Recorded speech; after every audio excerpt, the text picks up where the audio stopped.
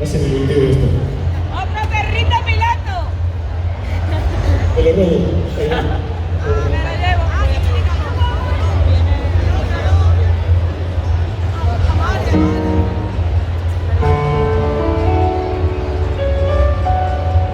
Qué bonito.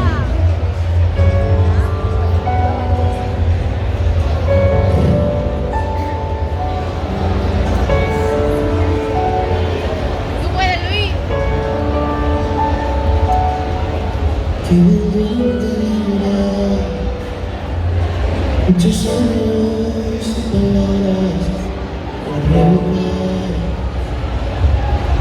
y si las más confusas tienen arte por las manos, o demuestran sus maneras de nunca, y su pantalón de pana.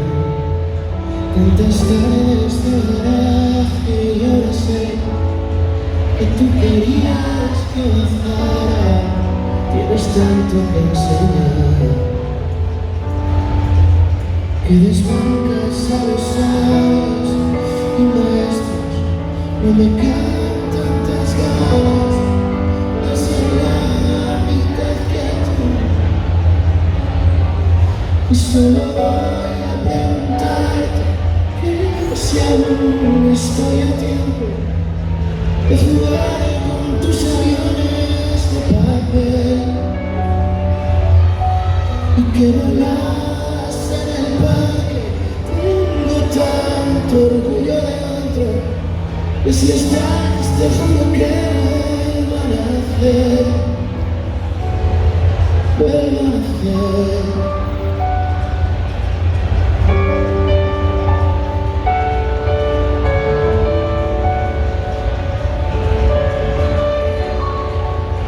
Y sabe hacer que te reflejes, que dibujes un caballo en el mantel.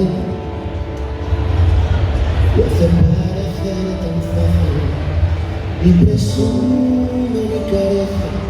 Si lo hiciera, saltarían supernovas que no entiendan el porqué de que alguien pueda ser tanto talento.